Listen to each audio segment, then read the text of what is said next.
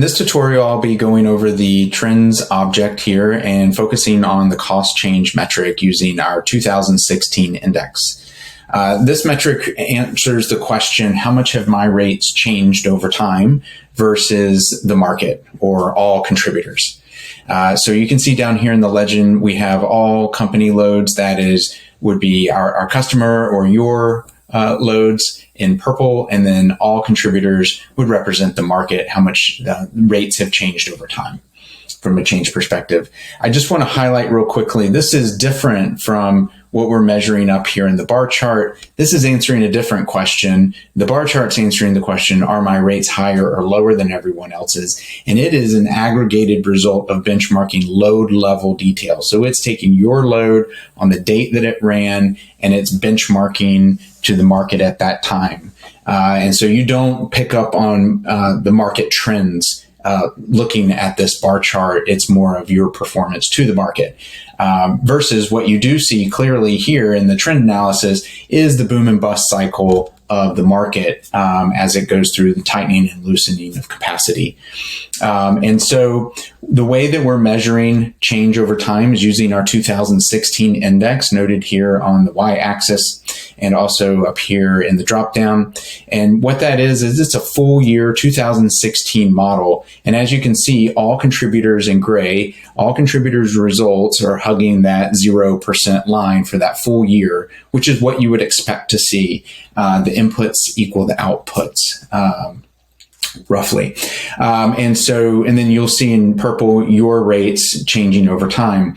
I like to illustrate how to utilize this using the pandemic date range here. So from May 2020 on the right-hand side of the tooltip, you can see all contributors' results are at 5.7% to the 2016 index. So that's saying that rates have gone up at that point in time 5.7% since 2016, May of 2020. Obviously, they've gone through a cycle, and this is the low point. So if we go to May 2021, all rates have gone up to 32%. So you can take the difference there from 5% to 32%, and we actually calculate that for you here. Change year over year, that's the high point. 26.3% inflation during that 1 year time range. It's very important to look at the year over year metric with the straight line versus 2016, and I'll illustrate why. So as you look at recent activity here, our members are still experiencing deflation year over year, but the amount of deflation is decreasing or going up. So it's helpful to understand why that is by looking at the 2016 index. What's happening here is rates are still slowly going down, but the base is coming down a little bit faster. So 1 year prior, that's the base, is coming down a little bit faster than current rates are right now. And so we're starting to get that year over year slowing effect. So why would we use this metric instead of a rate per mile or rate per load, which we do have in here as well? One primary reason why we would use this metric is this controls for other variables like distance and directional mix. So let me illustrate real quickly here at the lane level, or at the carrier level might be actually a little bit better. I'm going to go, I just put the spot filter on, but I'm going to take that off. I'm going to look at the last 12 months.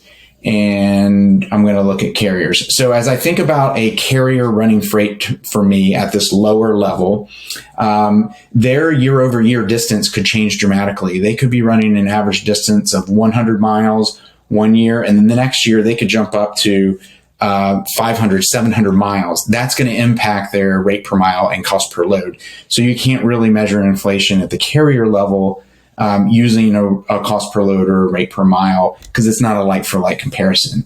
So we can do that using this metric. And here I've sorted year over year, year to date inflation descending this way. So this metric, hopefully that helps you understand it a good bit. I'm happy to answer more questions about it and hear your feedback. Thank you.